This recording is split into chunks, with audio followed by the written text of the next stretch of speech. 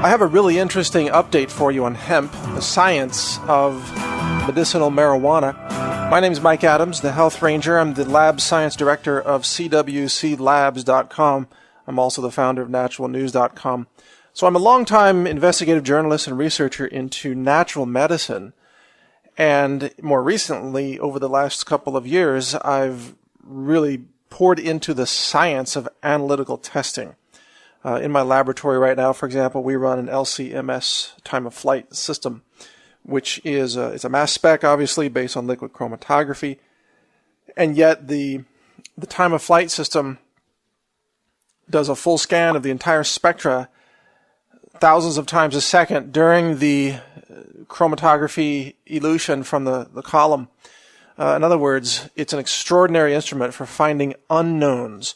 And I can mine the data that comes out of that for unknown molecules, looking at mass to charge ratios, M plus H, retention times, fragmentation patterns, and other things like that. And I'm not gonna go total geek on you here, so don't worry. My point is, I've been really studying hemp extracts lately, and these are low THC hemp extracts, by the way. I don't handle the psychoactive components. It's not legal, and it's not even my area of interest. I'm interested in the medicinal aspects of the non-psychoactive constituents of the hemp plant. The CBD, the cannabidiols, the cannabinol, cannabidiolic acid, various cannabinoids that are incredibly powerful. And I'm here to tell you that as a food scientist, I am absolutely blown away at the complexity of this plant and also its efficacy in being such an amazing, healing, curative, restorative plant for humankind. I'm even convinced at this point. I've been studying the molecular structures and the transformation of the molecules. What happens where you have carboxylic acid from the plant that is then transformed into a non-esterified form of the molecule that is psychoactive in the case of THC or non-psychoactive in the case of CBD, but they have the same number of elements, they have the same molecular weights, they're just arranged slightly differently, and one can change into the other under certain conditions. I am convinced there is something that almost seems to be intelligently designed about this plant. It is almost as if this wasn't just some random Mother Nature mutation that sprouted out of the dirt. It's almost like, and I say this metaphorically, but it's almost like God himself put this plant on this planet to heal humanity. It is so extraordinary to me as a nutritionist and a researcher and now a food scientist. As I'm peeling away the layers of this plant, it's blowing my mind. And I'm not a user of it in terms of THC. I don't actually smoke marijuana, never have.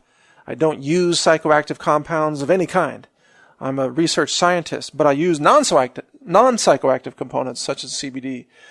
But I am blown away by this plant. It is the complexity and yet the delicacy of it is so far beyond anything that I've found in any other superfood or healing plant, from turmeric to resveratrol found in red wine and grapes and so on. This is more complex than anything I've seen in bee pollen or spirulina or, just any superfood imaginable, from chia seeds to, you name it. There's nothing like hemp. It is, I'm just astonished. I'm astonished at how these things transform from one form to another. For example, out of the raw plant, you have THCA, which is a carboxylic acid, esterified form of THC that is not psychoactive, but once it is burned, i.e., smoked or heated at high temperatures, the carboxylic acid tag along, if you will, on the molecular structure is released, and it becomes pure THC, and it becomes extremely psychoactive at that point because it fits like a lock and key arrangement to certain receptors in your neurology, but not just in your neurology, also in other organs around your body. And I believe there are parts of this that give it a potent anti-cancer effect, a potent anti-seizure effect, and many other extraordinary effects like a CBN, the cannabinols, is like a sleep aid. It can help you relax. And meanwhile, the CBD, the cannabidiol, is anti-seizure and anti-epilepsy, and it helps people even who have facial tics or uncontrollable neurological events. It helps them relax and regain control over their neurology. And just looking at how this plant produces this, it is difficult for me as a food scientist to believe that this is just pure chance, pure accident. It's as if this was designed to heal humanity. And I didn't expect to be saying that. I didn't pre-decide this and then start looking at the plant. This conclusion came to me as I began to do the science. You know, I'm doing the chromatography. Today, in fact, I was looking at some of the different forms of the molecule that exists at the mass overcharge ratio of M plus H at about 315.23 to 315.24 atomic mass units. And you get this whole array of peaks in a chromatograph display.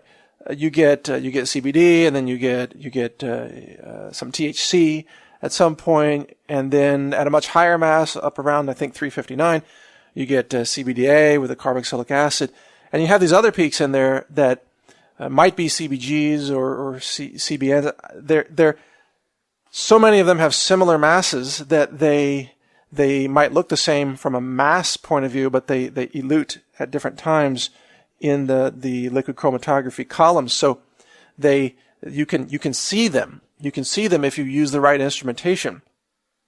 And yet, many of them share the same molecular elements. They have the same number of carbons, the same number of hydrogens, and the same number of oxygens, for example. And they have the same molecular weight. It's just that they're arranged differently.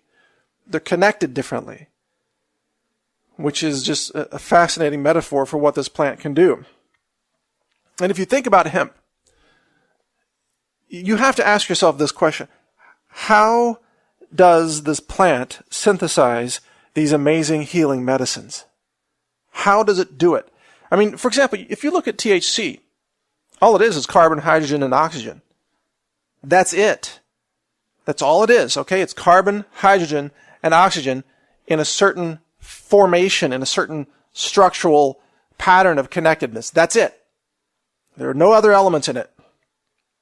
So how did a plant, first of all, where does it get this stuff? Where does it get the carbon, hydrogen, and oxygen? Well, the answer is it grabs the carbon right out of the air. And it grabs hydrogen and oxygen. It can actually get that by breaking apart water, for example, or getting carbon from many other sources, hydrogen from other sources. The plants are actually extracting elements from the natural environment, from the soil, from the water, and from the air. You know, there's carbon in the air, right? It's called carbon dioxide.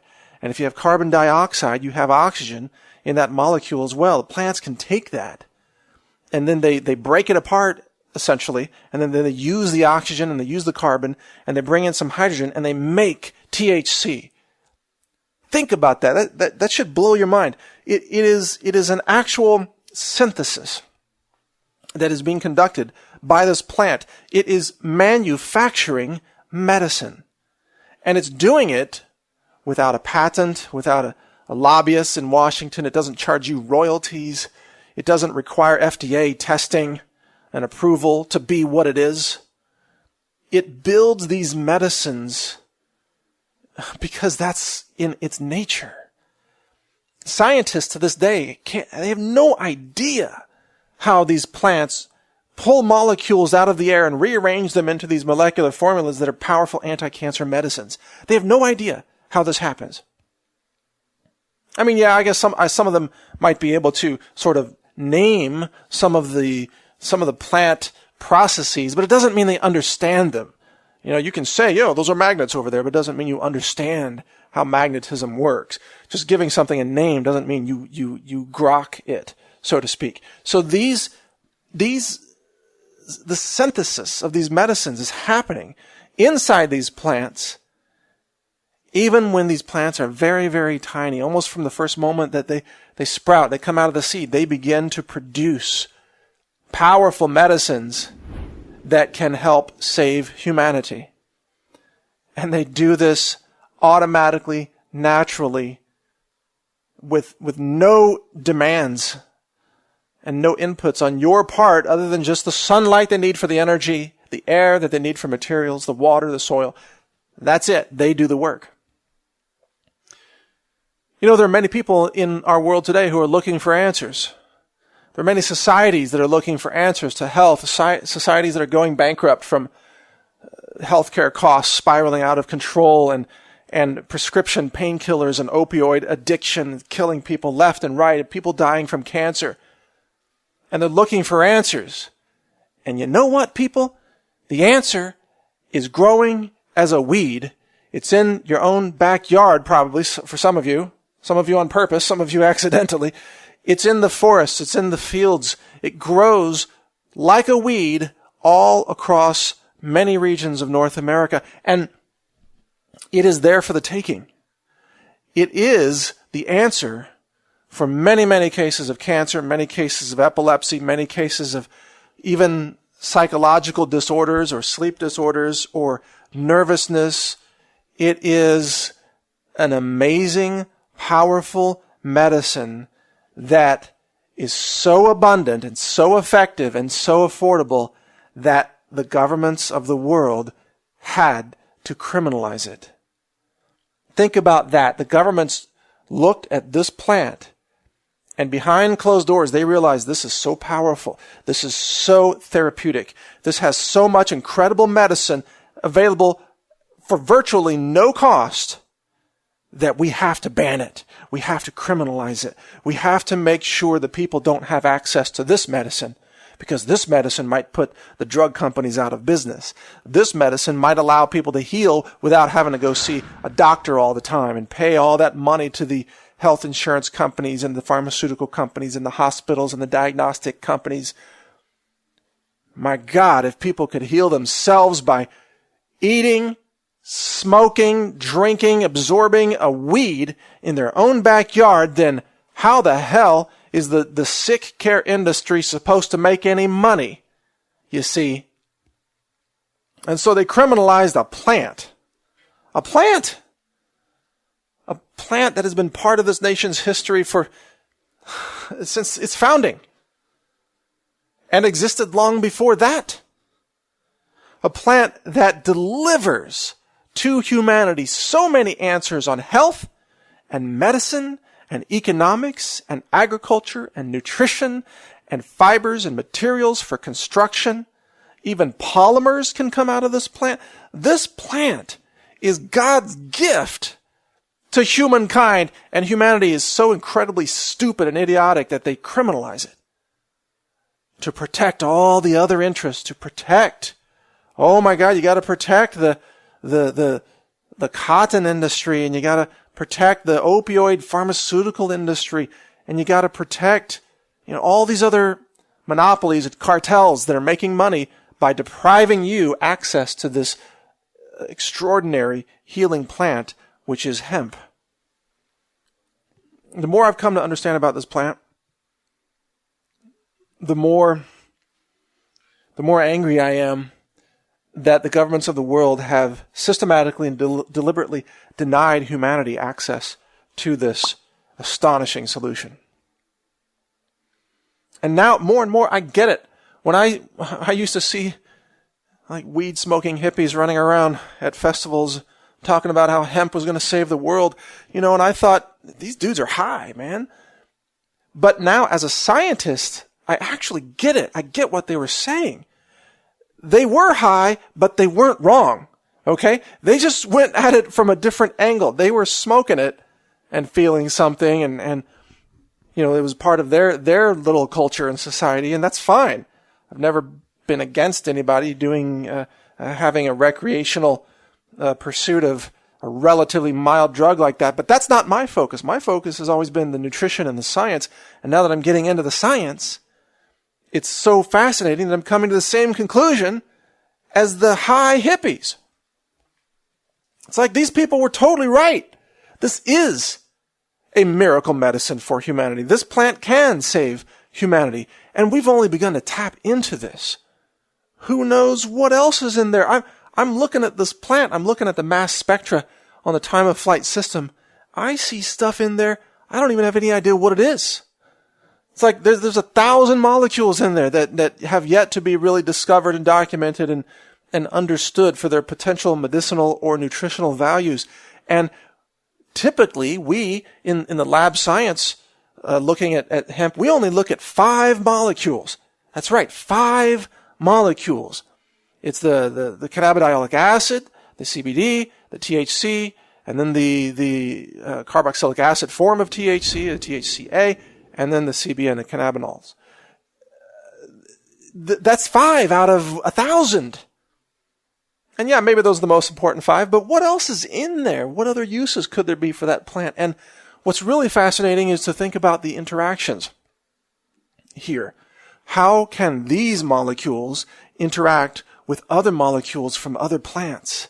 Medicinal mushrooms, for example, or turmeric, for example. How can these interact also with the gut biology, the microbiology that's living inside you, microbes that actually transform molecules and chemicals into other forms inside your gut? How might CBDs or THC in an edible, non-psychoactive format, for example, how might these molecules interact with healthy gut flora to resynthesize and reform powerful anti-cancer medicines right in your own gut? See, these are the kinds of questions that I'm asking as a food scientist.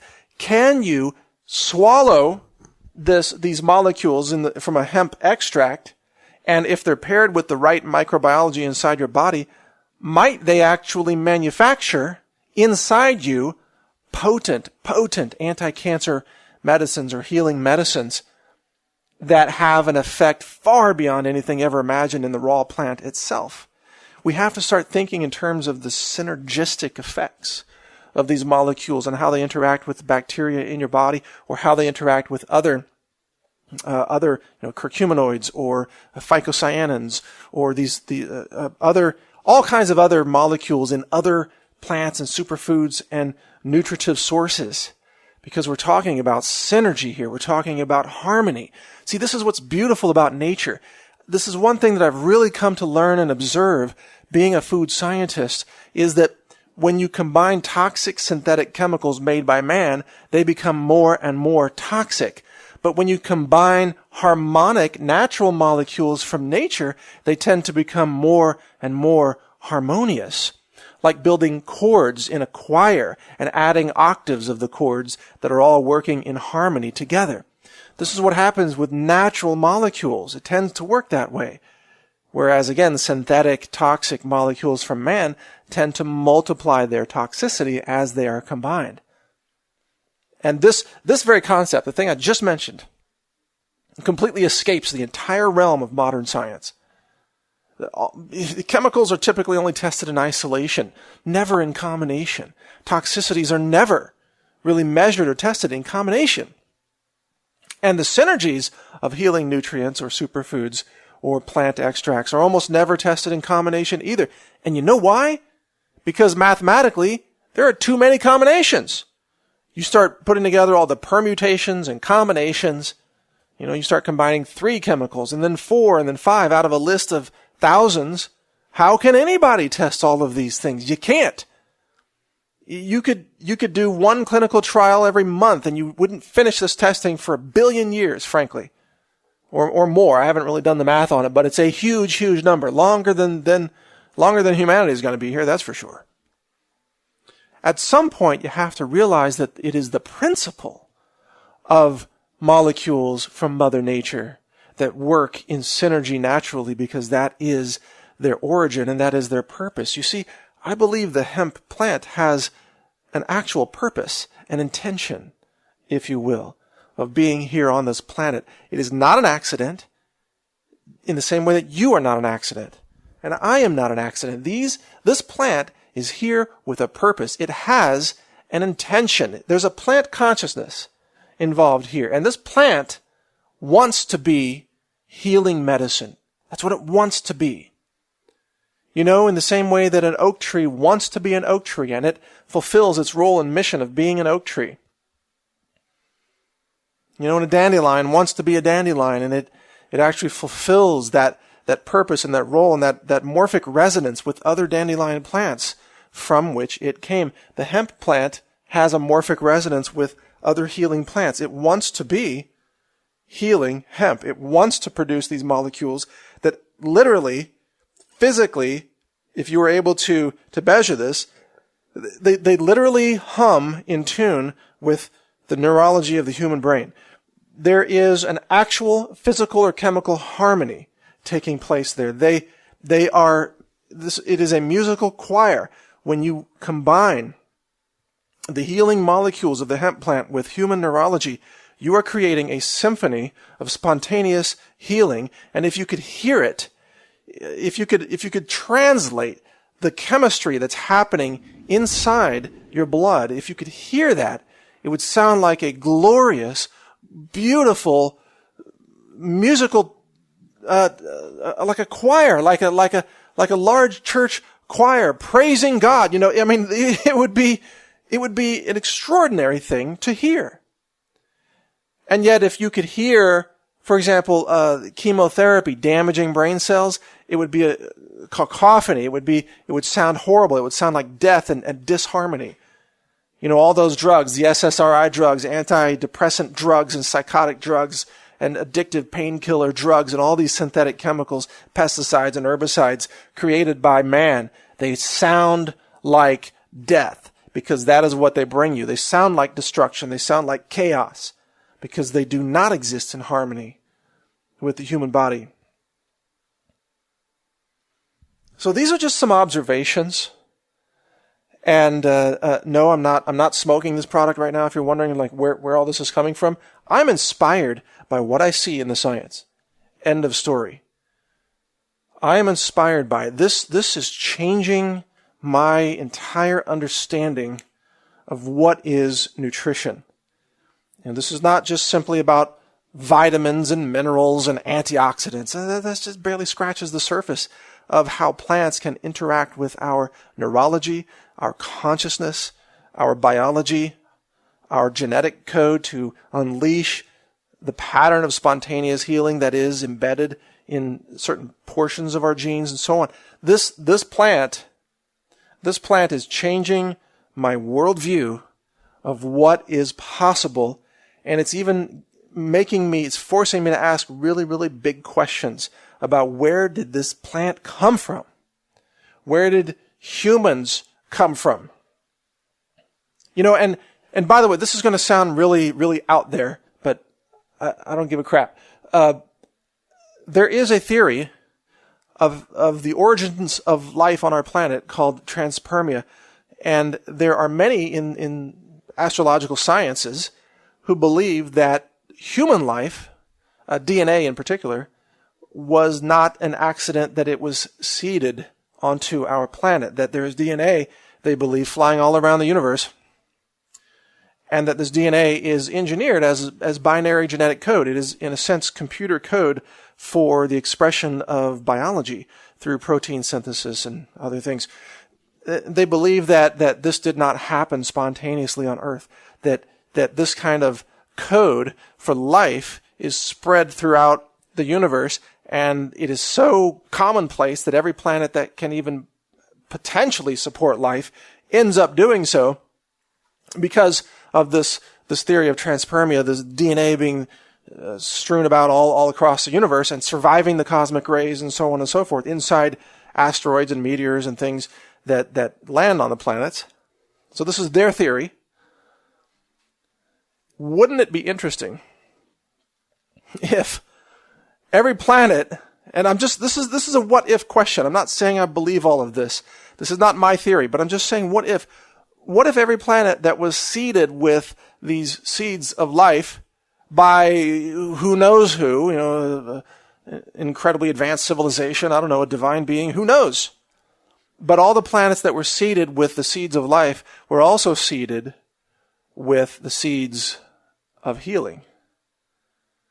What if literally hemp is a cosmic gift to humankind? What if whoever's running around like Johnny Appleseed in the universe and throwing DNA all over the planets, what if they're also dropping some hemp seeds along with that to say, yeah, if these primates ever grow up and expand on this planet, let's give them something to heal their disease with, and that's hemp.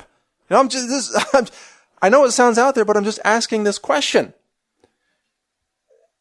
I think that we need a deeper science to look into the history of where this came from and how it could have possibly become a plant with such extraordinary properties for humankind. I don't know how this happens randomly. I don't think this is pure chance.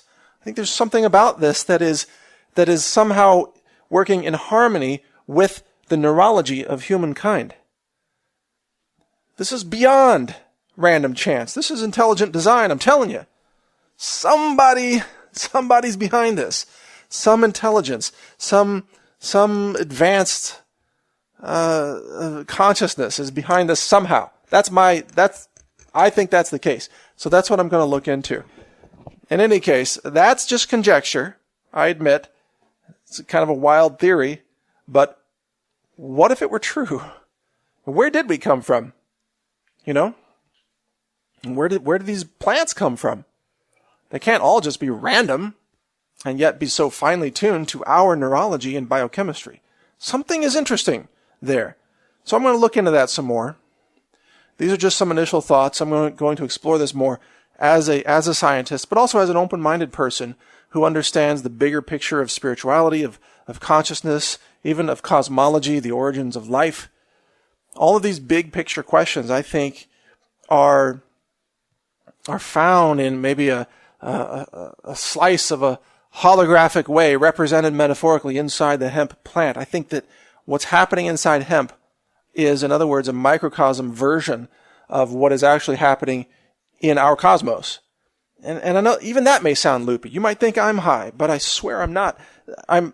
There's something extraordinary about the universe inside this plant that I believe reflects the extraordinary properties of the cosmos.